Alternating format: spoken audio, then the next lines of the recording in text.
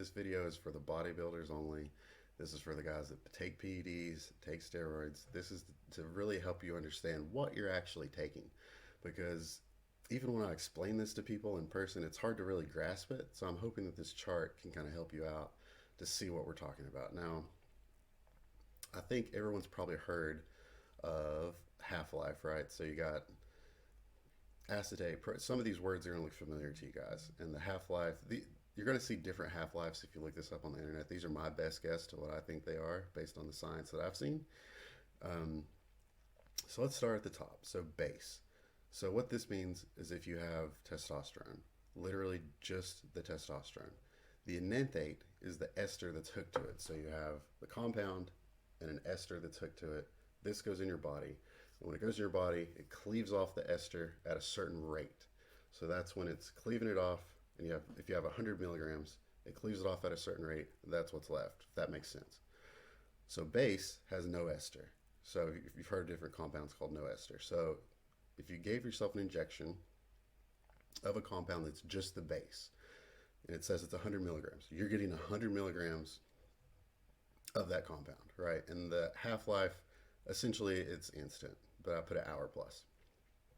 Now, as you move down, this is going to make a little more sense. So acetate, so like trenbolone acetate. Half-life is about 3 days. It's probably a little bit shorter than that. But when you take 100 milligrams of trenbolone acetate, 83 milligrams of that is trenbolone. The other 70 milligrams is the ester acetate. So together it's trenbolone acetate. So are you actually getting 100 milligrams of trenbolone? No, you're just getting 83. The rest of it is the ester, okay? Now, it goes the same for all of these other esters here on the list. Testosterone propionate, 80 milligrams. Phenylpropionate, enanthate, 70 milligrams. Now, it doesn't look like a lot when you just view it here, but if you're taking bigger doses of this stuff, like decanate, for example, nandrolone, 600 milligrams a week, a lot of this is going to add up. So it's not actually 100 milligrams, it's 62, right? So this is a little bit better way to look at what I was talking about. So if you have 100 milligrams of testosterone enanthate, 70 of it is the actual testosterone compound, okay? 30 milligrams of that is the enanthate ester. Together, it makes 100 milligrams total. Now, here's some ways to look at it to kind of see what the difference is. So if you took 300 milligrams of DECA, so nandrolone. Now let's go back and look. Decanate, 62 milligrams.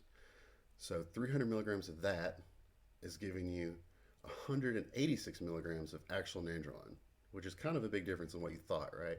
But it doesn't matter if you're just being consistent with it. Now, MPP, which is phenylpropionate, 76 grams. Over here, that's like a 14-ish milligram difference. So if you're taking 300 of DECA a week or you're taking 300 of MPP a week, you can see the total. With MPP, you're actually getting 228 milligrams of nandrolone. That's a 42 milligram difference. Now, on a week-to-week basis, you're looking at it and, well, that's not that big of a difference. You just take what works best. And that I get that. That makes sense. But if you take that over like a 4-week period, well, it's 4 times 42. That's like 160 milligrams. So, I mean, that's almost someone's weekly total right there that you're getting more of with MPP, if that makes sense. Again, it's similar to with tren enanthate and tren acetate. If you're taking 300 milligrams of one or the other, it's like a 40 milligram difference. Now, one that I see that's probably making the biggest difference with people is if they're between their testosterones, right? The ones that they want to choose. Now, if you're taking test enanthate, we'll just say you're trying to, in your head, you want to get 700 milligrams per week. So you're going to take 700 milligrams of test enanthate. Now you're actually just getting 490 milligrams of testosterone, okay? Same thing with test propionate, 700 milligrams. Now you're getting 560. So the point is, the difference is 70 milligrams. Now, like, that doesn't sound like a lot, but I mean, that's basically, that's half of a TRT dose. Like that's going to add up. So, I mean, when you think about this over lifetime exposure, that's the key words here is lifetime exposure. So depending on which one you pick, based on your goal at that time, 70 milligrams one week, that's 140 the next. Next week, it's up to 210. So over 1 month, that's 280 milligrams more than compared if it was with Test E. That's like almost 2 TRT doses, right? So that's 2 weeks of someone on TRT. You've taken it extra on top of what you already thought you're taking. Now, lifetime of that, multiply that by 12 months in a year, multiply that by however many years you're on it. I mean, that's really going to add up to one big ass cycle you just took. Like, does it really make that big of a difference? In my mind, no, not really. But I want you guys to at least understand this because you probably didn't know it. And it's something that took me a long time to understand. And then the one that really sticks out, I think that people don't really understand the most, is equipoise at the bottom. Now, I could go on a huge rant about equipoise by itself. I think it's the most unsafe steroid you can take, in my opinion. But I've tried it. I think everyone's probably tried it because you've heard, oh, it's the safest. But anyway, let's go back to the chart. So that one's got 61. That's similar to Nandrolone. If you're taking 600 milligrams, which is a dose that a lot of people take, most people take anywhere from 300 to 600, even 900, 1200. There's only 366 milligrams of the actual compound in that. People are thinking, well, you're not going to feel that one it's not going to kick in for 2 or 3 weeks. Nah, man, it's kicking in immediately. It's just there's not as much of it as you think.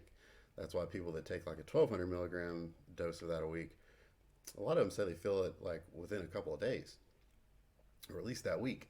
That's because they're taking double this. So if someone's taking 300, that's like 150 milligrams. They're taking 1200, that's like 600. That's like a 500 milligram difference. That's something to keep in mind. So with this stuff, I hope I didn't confuse you too much. This is one of those things that's just interesting, right? It's interesting to know. It's good to know. And, there's a lot of esters on here. There's a couple more that's actually not listed on here, but yeah, take a look at that. See what you think. See if I messed up explaining that. I might have messed up something explaining that. But if you got a question down below, let me know.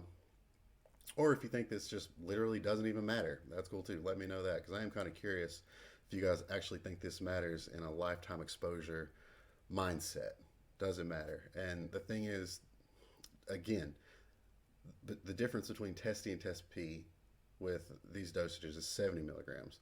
The trend is just 40, and then the MPP, that's just 40. Well, a lot of people are taking all three of these. So if you're doing that together, that's 70, 110, 150, then maybe throw some EQ on there. I mean, you're looking at an extra 200 milligrams a week. Again, it does add up, in my opinion.